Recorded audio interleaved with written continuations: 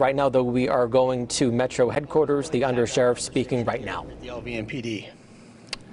We've been having this conversation for nearly a decade when we began reforms here on our agency. Substantive changes are not just procedural, they're cultural. We have worked hard to ensure that there is no environment on this police department for an officer like Derek Chauvin. Many changes have happened over time with the guidance and input of community members and representatives from our Metro Multicultural Advisory Council. These members have really helped us learn and implement change and have championed some of our most important policy changes. In addition, we willingly work with these faith-based partners, community groups, and even some of our critics. I want to say that I am so happy that we have some of our community partners here with us today. Standing over here to my right, Mujahideen Ramadan has been working with Metro since I was a very young officer, brought up on this agency. And you can tell that's a long time ago with the gray hair. But I remember sitting there as like a brand new cop, and he was teaching us about diversity and biases and how we can overcome those by working together. Next to Mr. Ramadan, we have other members of our community that came to us today and said, we would like to be part of this. We would like to be part of what's going on with your organization. So I want to thank Reverend Jackson, Pastor Gaston, Reverend Wright, and Pastor Cherry, and Maria Barnes for taking time out of their day to come here and be with us. So thank you very much. With our partners, we've been able to start working on recruiting a more diverse police officer so our agency will better reflect the community that we serve. We've been making changes. Prior to Mr. Floyd's death, Metro made several changes in our use of force policy and training policies. To name a few, mandating a recovery position, making that mandatory so that when we have a suspect in custody, we ensure that they are breathing and their breathing is not restricted when they're in custody. Mandating a duty to intervene and a duty to report when an officer sees another officer or a supervisor sees an officer doing something improper.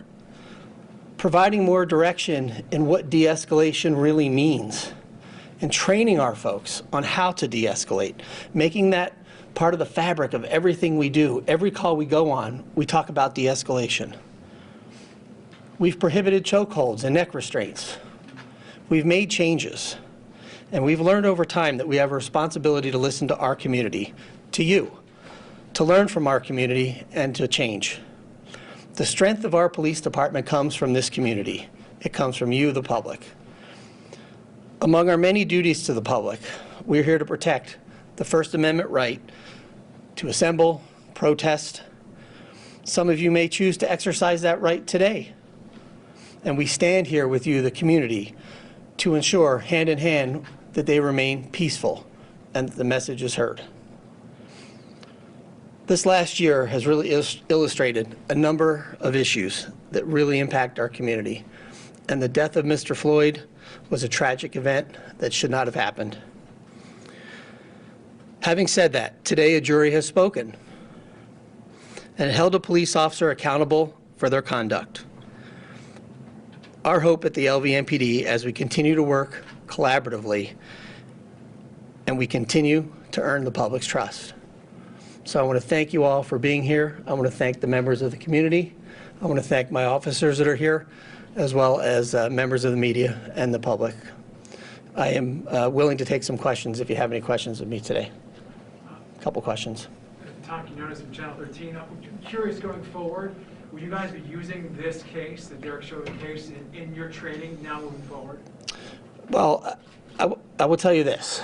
That's not within our training, and I think there's not a person on this planet that looks at that and thinks that that's okay. So that's never been part of our training, nor will it be part of our training. But yes, obviously, the illustration of what not following policy results in, I think, sends a powerful message.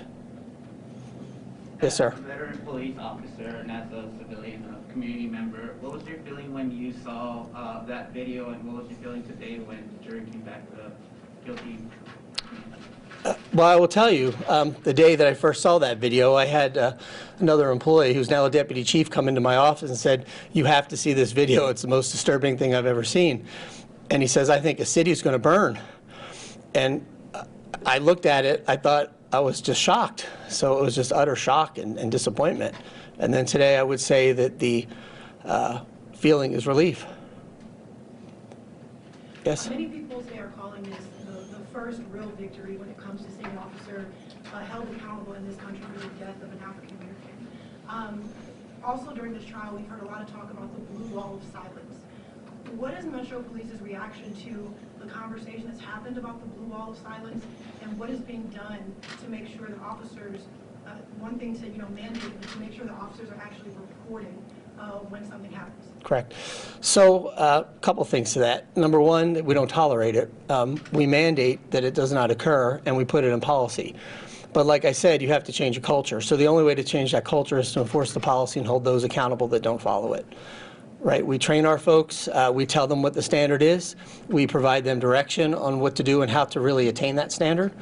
And now we have a policy that really nails it down, and then we follow through and hold them accountable. And we have tracking mechanisms. Obviously, when we see people that have complaints, we'll hold them accountable. So I'll take one more question. Yeah, or Chauvin with Channel 8. Okay. You talk about these relationships with the community, community leaders, faith leaders.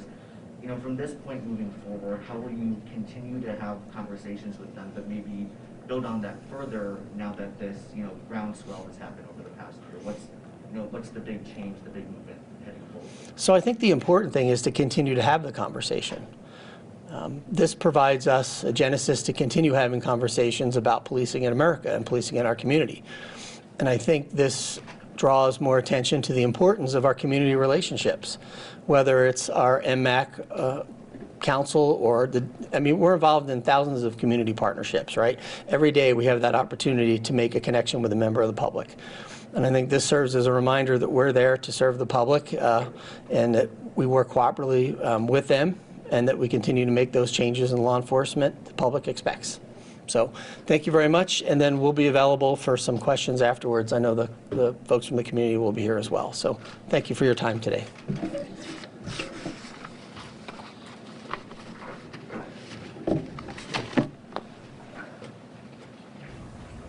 All right, and that wraps up our coverage from